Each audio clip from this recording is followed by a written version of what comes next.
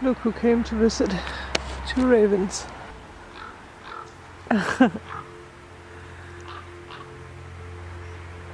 Hello, ravens.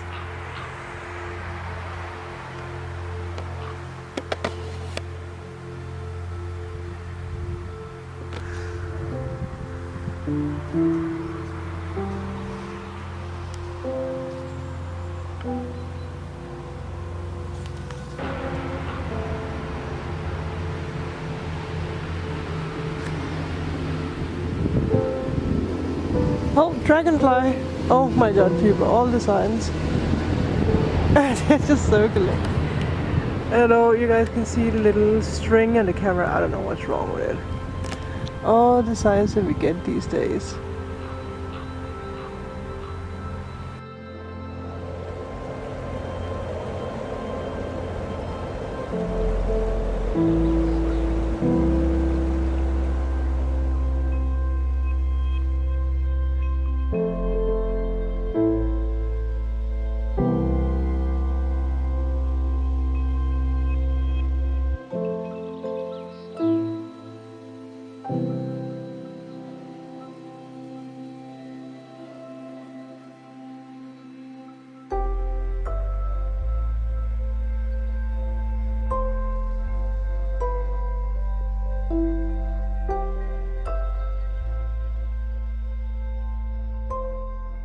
Good morning, people!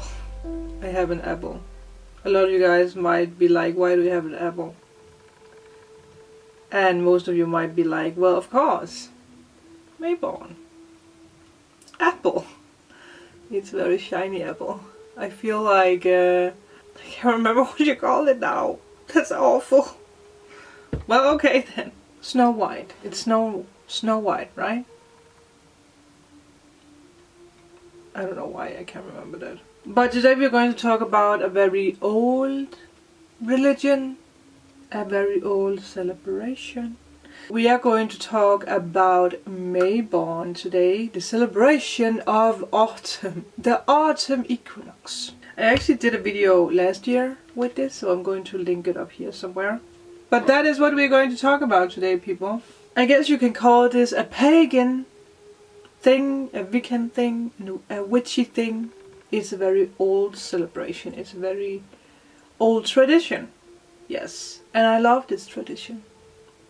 Because it makes sense with everything that comes with this season. With this Mabon. Blessed be the Mabon. So Mabon is from September the 21st, so today, and until September the 24th. Is that how you say that? I will write it on the screen as well. But yeah, so actually from today. So it's perfect. I only have 2 apples, so I have 1 apple that I'm going to eat and another apple that we're going to do the ritual with. So, you know, yeah. But I am going to go into a little bit more of history. I actually can't remember how much I spoke about this holiday kind of thing. I don't even know what to call it, because it's like a festival, it's like a holiday, it's like an old tradition. Yes. And with this old tradition comes an old story or old tales for why we do it. And there is a lot of different stories, so, you know, I might do other stories about it another time, because, you know. And this is the magical thing, because with all religions, there's different stories behind it, like Norse mythology or Greek mythology, because we are going to mix the Greek mythology with the Norse mythology. We're basically going to talk about Greek mythology, but it's actually also something that you can compare to the Norse mythology. I might even combine roots with it. Who knows? There's also a special tarot spread that we could do. If I don't do it in this video, I will, or I might do it in another. That would actually be a good idea. But Mabon is all about bringing the perfect balance back now that the season is obviously changing. We are also going to tap into astrology in this video, because that we are affected by astrology, and it makes sense with things that's going on in our little world. But with this season change, night and day is again of equal length. It's all about dark and light, masculine, feminine, the inner and the outer. Everything is becoming in balance again. I guess you can say that the natural world is moving into completion. And I guess that you can actually, see that in the Wheel of Fortune. Yeah. You can also see it in the world. The World card. It does represent the second and the last harvest. It is a time of great abundance, and that's why I love to, to use the rune of abundance when I do spells for Mabon. And I do believe that I also did that in the last year's video, I'm not sure. But now that Jupiter is in Capricorn, it is all about getting our finances in check in 2020. Among other things. It is also for us to realize that we have worked really hard, we have been very, very patient, we have grown on many, many levels, on a spiritual level, on a mental level, on a physical level. Again, balance. So Mabon is a time of celebration, but it's also a time of rest. It is a time where the nights grow longer and the days are shorter, but they are also colder. We are changing the green of the summer to this like fiery autumn colors, to the magical flaming red, orange and gold, which is one of the things that I really love about autumn. Like the way that the colors are changing outside. There's just something about like the golden leaves. I don't know why, but it's just very calming. It's like the light, like orange light, is just something that's really, really calming for me. And that's also one of the reasons why I always choose red apples. I don't choose green apples.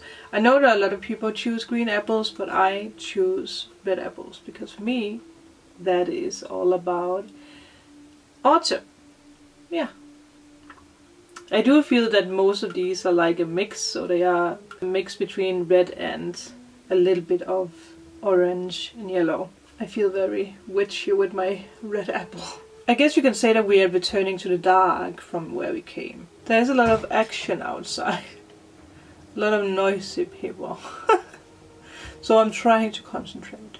But in terms of our life path, this is the moment of reaping what we have sown. It is the time where we are looking back at the past month with hope and aspiration. And gratitude. Gratitude is a very, very important thing when it comes to Mabon, especially if you do spells with this season or with this celebration.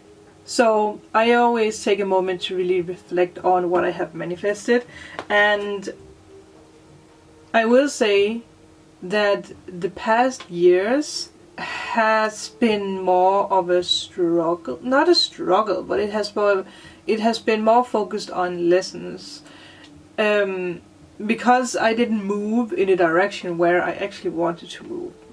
But now, looking back, I can see how much I have pushed and grown and how far I have come. So it is for me a very special Mabon. For me, it's a very special time to look back on what I have achieved, especially with YouTube, especially with, with myself. So dragonfly outside while saying that. These dragonflies are just everywhere. And it's going to make sense when we talk about the story later. It's also a time to complete projects. It is the perfect time to clean out and to let go of what is no longer serving you, of what is no longer needed in your life. Again, we are stepping into the new, and again, like I have spoken about so much, we are stepping into the once in a blue full moon in October, which is very soon. That is something that's just happening every 9th year. So it is a very special year.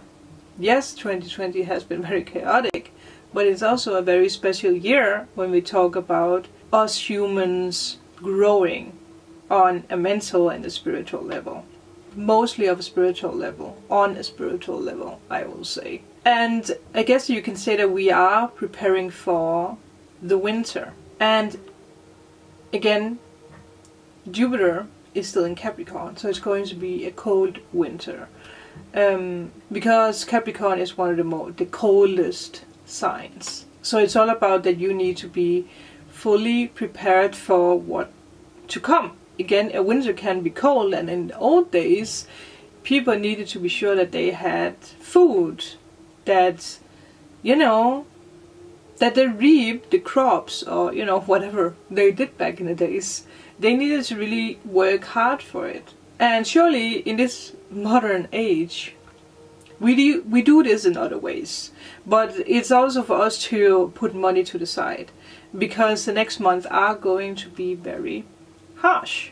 They are, which I think that we can all agree on, that we have already felt that with the economy, with the situation that we are all in. So Capricorn was really here to push and pull, and now we have to be sure that we have put aside what we need. That's also why I have spoken so much in the past about, it's not about material things. That is something that we are being steered away from, because that the lesson for us humans is that we first of all need to find ourselves, open our heart chakra, and then we can receive whatever we want. But you do need to be in balance with yourself first. And that is one of the things that Jupiter in Capricorn is doing. Pushing you, pulling you, you know, turning you upside down and shaking your pockets to see what's falling out. Because if nothing is falling out, you do need to prepare a little bit now. And Capricorn will stay in Jupiter until the 16th of December, I think. I can be wrong, but I think it's the 16th of December, not September. So it does ask you to, you know, fully take charge of your life. No more procrastinating. No. And a lot of us, we have been going through the dark night of the soul, so this is also a time for you to reflect. It's a time for you to find peace, mostly to find inner peace, but also to find peace with your past, because again, you don't want to carry the past into the new, especially not with this once in a blue full moon, believe me. And I actually do want to direct, I don't know how to say this, you guys to Amanda's video that she did yesterday, I think it was, because it is about forgiveness, and this is something that we need to have done. We need to have done this work before, well, I will say before October, but when we come to November, you really need to have done this work. So I will link it up here if you guys haven't seen it, because it might help some of you guys. This is also the time for you to plant the seeds for the new that you want to create, and really bring hope into it, because these ideas that you're planting now will, with your hope, rest in the nourishing darkness that the season brings, until that the spring returns again. So it is a very poetic, I mean, I love the poeticness, can I say that, of the seasons, because that it's actually, it goes hand in hand, I will say. Again, we can't live without darkness, and we can't live without light. And again, this is all about balance. And again, the apple is the symbol of fruit harvest. That's why I love to use apples. And I use apples a lot in my spells and my rituals, you guys have seen that. Because it's such a giving fruit. It's a fruit full of passion. And again, it was also a part of Adam and Eve. The apples are very symbolic and sacred in this old tradition. It is a symbol for life and immortality, which is funny when you think about snow wine. It is for healing, renewal, regeneration, and wholeness. It is associated with beauty. It's associated with long life and restored youth. Is that how you say that? Youth? Yeah. And for pagans, the apples contained a secret. Because if you cut an apple halfway, it will reveal a pentagram containing seeds. And again, it is a much loved symbol in paganism. And the 5 points represents the element of earth, air, fire, and water, with spirit on the top. And also the direction of east, south, west, and north, and within. But I will cut my apple and I will eat it. So I will put a picture in so you guys can see what I mean when I talk about the 5-pointed star. But again, I have actually spoken about this before, that when I do channeling and when I do readings, because when I feel tired or when I feel low energy, I tend to eat pieces of an apple, and you know, my energy is restored. So it makes sense with what the apple actually stands for. And I'm enjoying my apple. So another thing I want to speak with you guys about is the story of Demeter. I'm always messing up when I have to pronounce the names, but Demeter and Persephone.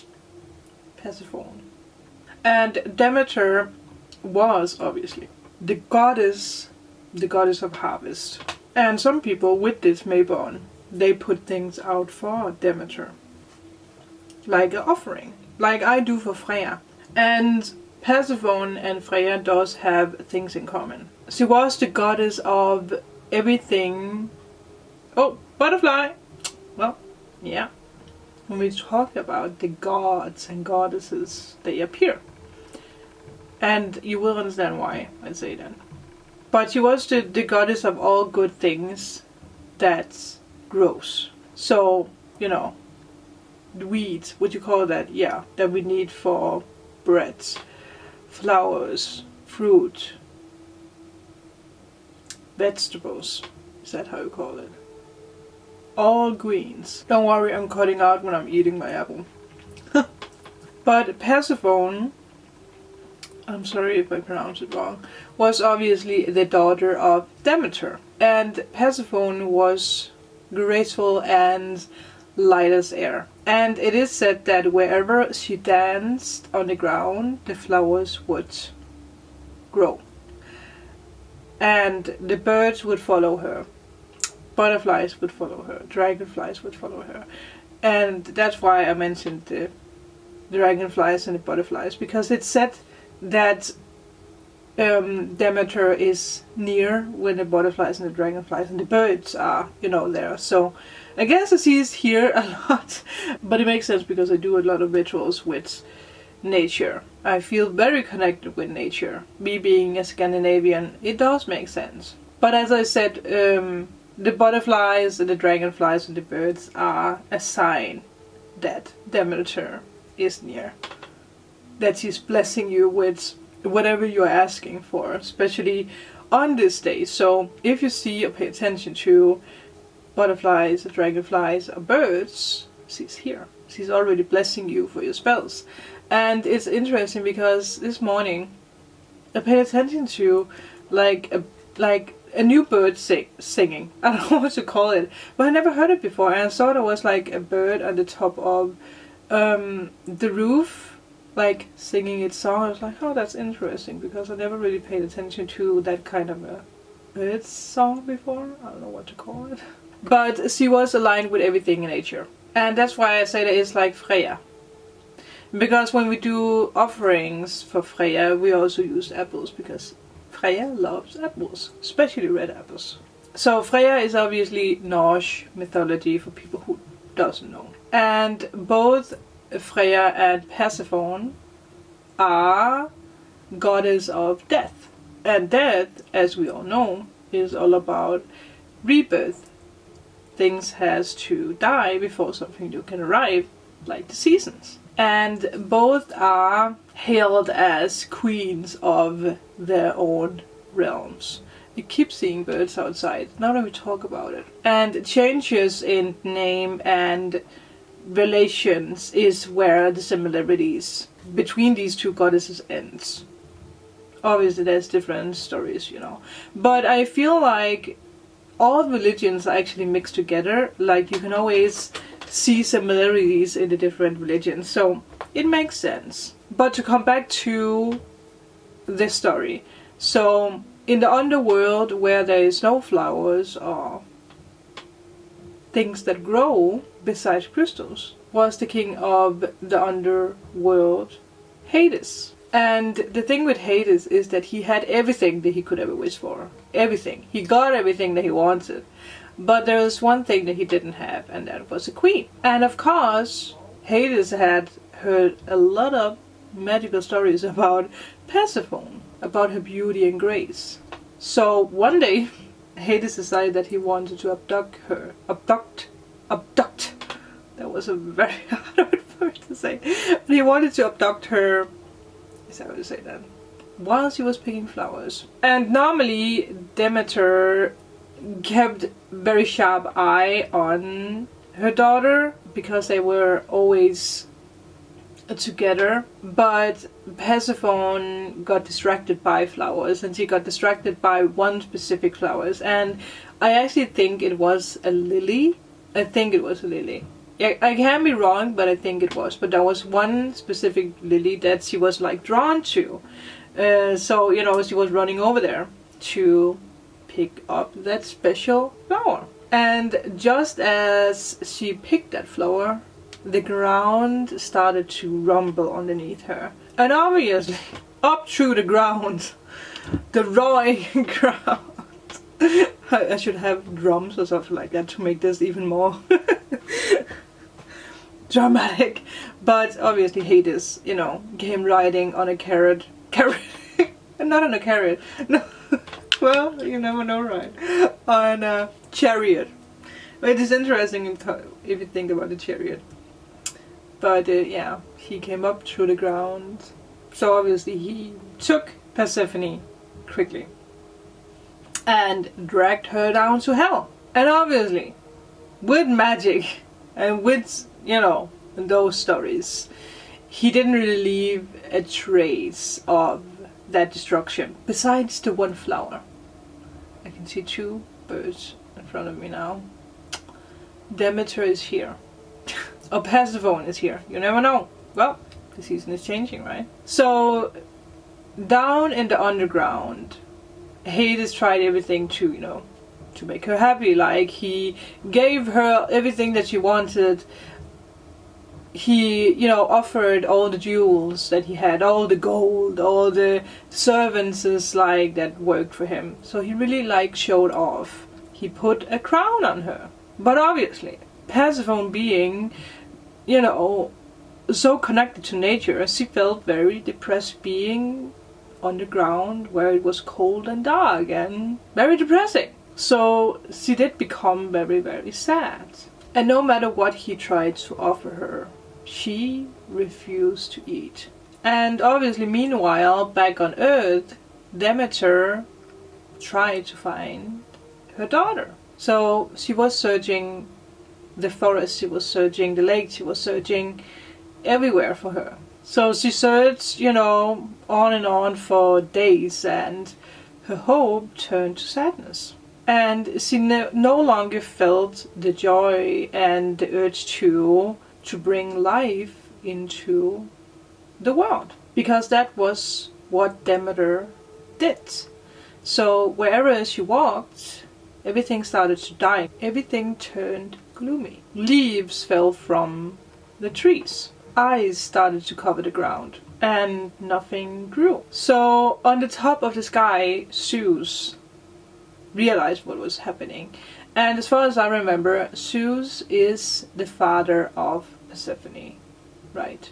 And obviously he didn't like what he saw down on Earth. And Zeus did have a bit of a temper. So Zeus had like messengers that he, you know, brought down to earth to deliver messages. And obviously he was very annoyed because nothing was growing on earth, and he did understand that Demeter missed her daughter, but at the same time he was also thinking about the human race. So he started making a plan. And a little bird told him that, you know, the rumors about Zeus's brother Hades, that he was the one who was fault to all this. Like, he was the one who abducted, dragged Persephone down to hell. And obviously, you know, things has to grow again, and we humans have to eat. So Zeus had this brilliant idea that he was going to send his messenger down to earth to deliver this message, that Persephone was, you know, free to go. I might change the name a little bit.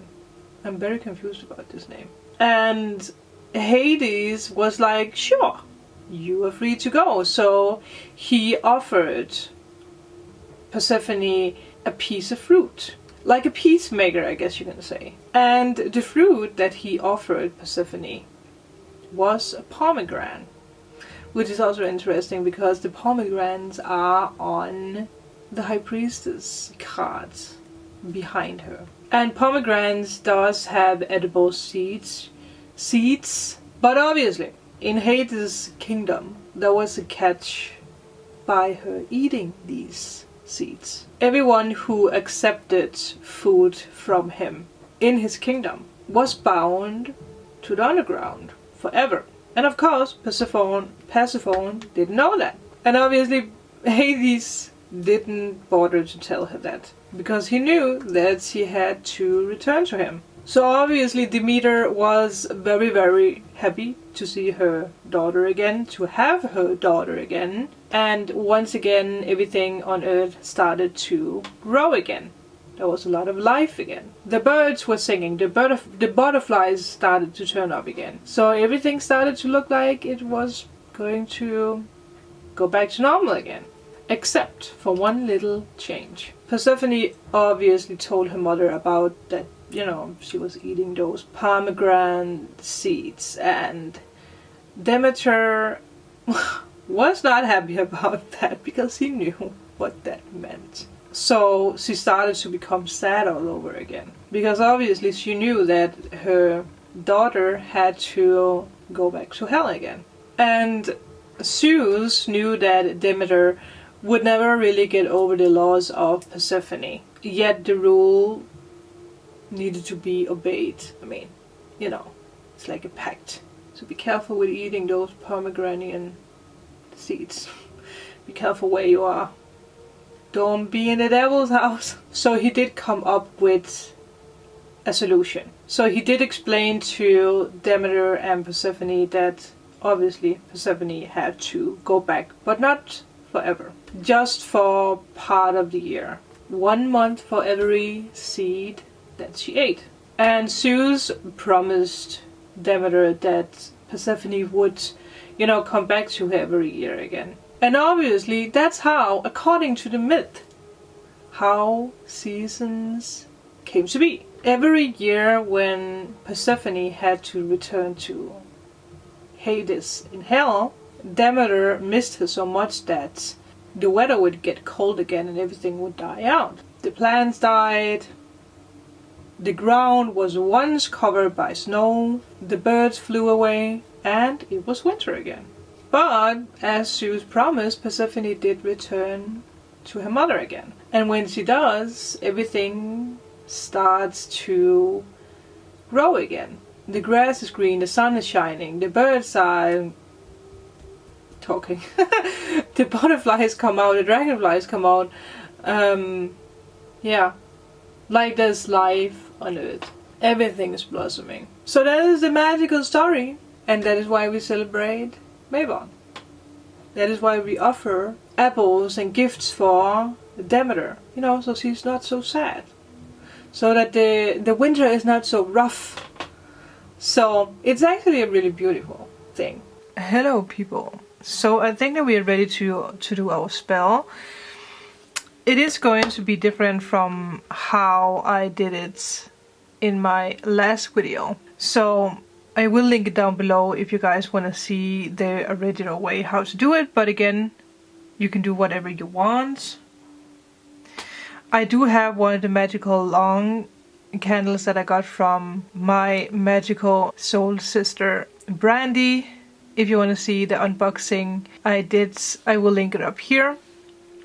But I have my apple, I have my candle, and I chose orange because of, obviously, Mabon, because of the season, because of the new changes that we're going into, but also because that orange is a lock-in career. It is for networking, it is for joy, it's for stimulating energy. So it's a good combination with the apple. It also cleanses old belief systems, negative attitudes. It cleanses a negative situation, whatever is blocking you from achieving your goals. It can even cleanse places. So it's also good to use for this ritual so that we can cleanse the area. Again, it is for happiness, success, goals, attraction. It's for power, luck. It will bring you sudden changes, so again you do need to be prepared for it. And that is also why it removes negative energy.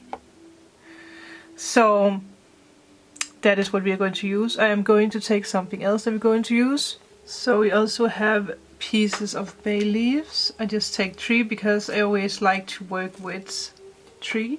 So another thing is that I'm going to carve a rune into the candle, and I just have this, so I will use this. And I take the rune that I always use, and that is the rune for abundance.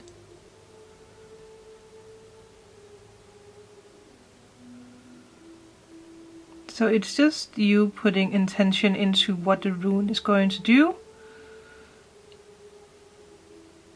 and it will do it. The same I'm going to do in the apple.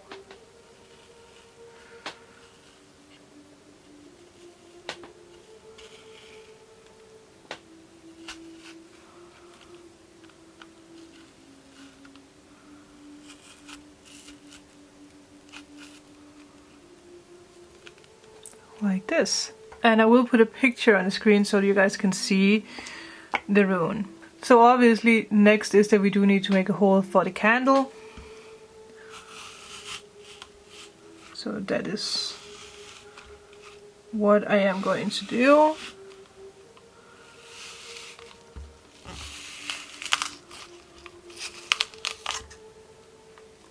Let's see. It can be a little deeper.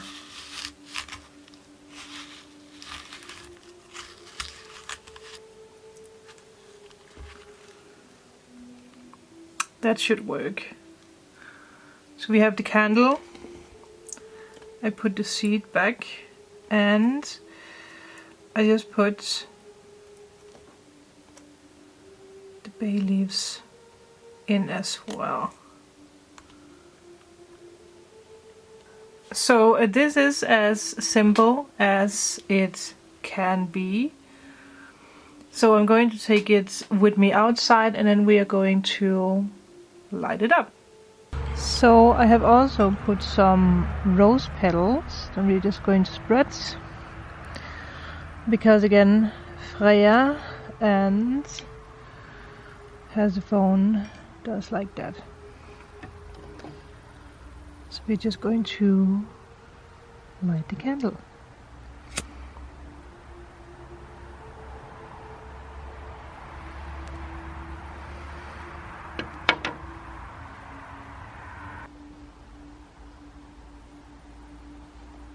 And normally you just leave the apple overnight, and the next morning you either decide to throw away the apple or you can bury the apple in the ground. That's what I always do. I only have my GoPro right now. Look. Ooh, it's burning the bay leaf. Let's put a little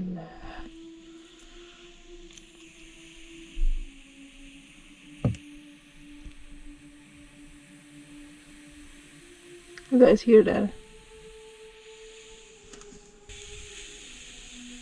So it is burning all the way through.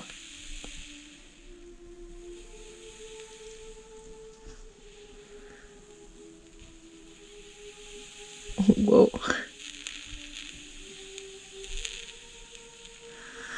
When I walked into the room, it was just smelling delicious. It actually smelled like apple cake or something like that. It's holding on to dear life.